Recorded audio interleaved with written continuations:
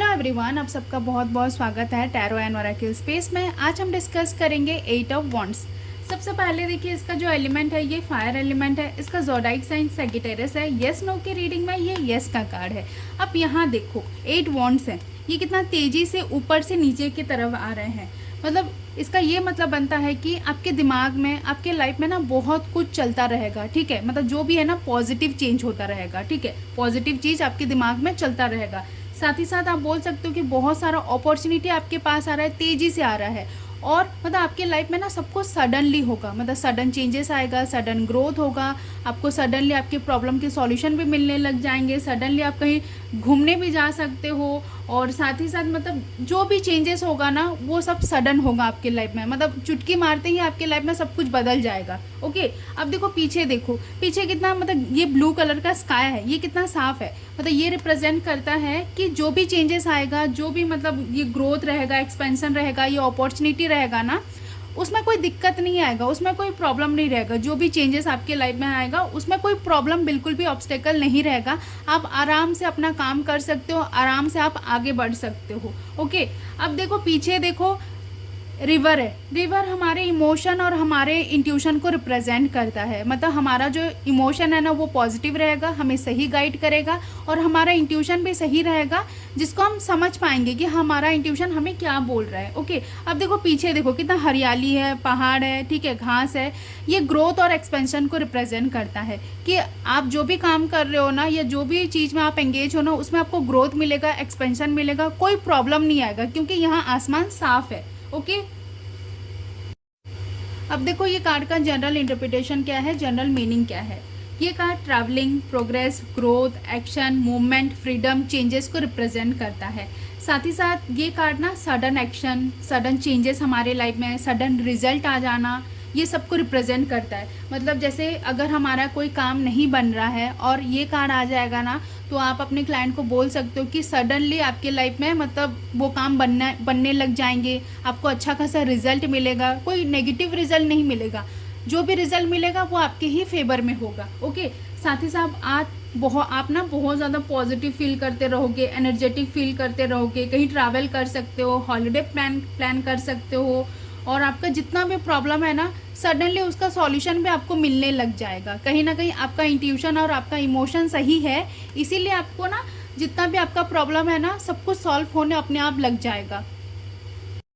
अब देखो जब भी ये कार्ड मनी, करियर, बिजनेस में आएगा तब हम कैसे रीड करेंगे।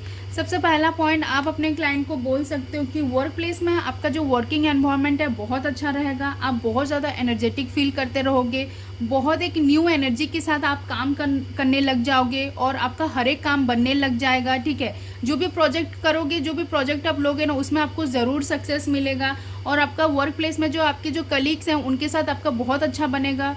वर्क रिलेटेड आपको बहुत ज़्यादा ट्रैवलिंग करना पड़ सकता है। ठीक है, कहीं ना कहीं आपको फॉरेन कंट्री जाना पड़ सकता है, या कोई दूसरे स्टेट जाना पड़ सकता है, मतलब वर्क रिलेटेड। ओके, और अगर आपका बिजनेस है तो बिजनेस में आपका ग्रोथ बहुत अच्छा तेज़ी से होगा और अपॉर्चुनिटी बहुत ज़्यादा आएगा। ठीक है, साथ ही साथ मतलब आप अपना बिजनेस को एक्सपांड करने के बारे में सोच रहे हो तो ना बहुत अच्छा टाइम है, कर सकते हो। कोई फॉरेन लैंड में या कोई किसी दूसरे स्टेट में अगर आप करना चाहोगे अपने बिजनेस को एक्सपांड, या कोई दूसरा आउटलेट खोलना चाहोगे ना, तो बहुत अच्छा कार्ड है, ये पॉजिटिव कार्ड है बिजनेस के लिए।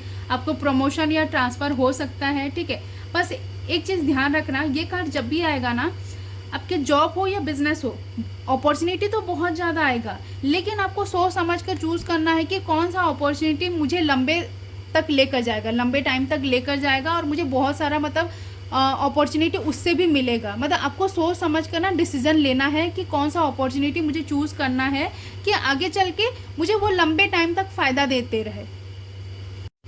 अब देखो जब भी ये कार्ड हेल्थ रिलेटेड आएगा तब हम कैसे रीड करेंगे। सबसे पहला पॉइंट, आप अपने क्लाइंट को बोल सकते हो कि आपके हेल्थ में तेज़ी से रिकवरी होना शुरू हो जाएगा। अगर आप कोई अच्छा डॉक्टर या ट्रीटमेंट ढूंढ रहे हो, अगर आपको आसपास में नहीं मिल रहा है, तो आप बोल सकते हो कि अपने घर से दूर जाओ। ठीक है, कोई फॉरेन लैंड जा सकते हो, या कोई दूसरे स्टेट जा सकते हो, या कोई दूसरे डिस्ट्रिक्ट जा सकते हो। वहाँ आपको अच्छा ट्रीटमेंट मिलेगा, अच्छा डॉक्टर मिल जाएगा। आपके घर के आसपास ना कहीं अच्छा डॉक्टर या ट्रीटमेंट आपको नहीं मिल सकता है। साथ ही साथ आप ऐसे बोल सकते हो कि आपको सडनली अपने लाइफ में ना चेंजेस लाना पड़ेगा। कहीं ना कहीं आपका हेल्थ इतना ज़्यादा ख़राब है ना, आपके डाइट में, आपके एक्टिविटी में, आपके स्केड्यूल में ना सडन चेंजेस लाना पड़ेगा। अगर आप सडन चेंजेस लाओगे ना, तब जाकर आपके हेल्थ में तेज़ी से रिकवरी होगा। अब देखो, जब भी ये स्पिरिचुअलिटी में आएगा तब हम कैसे रीड करेंगे।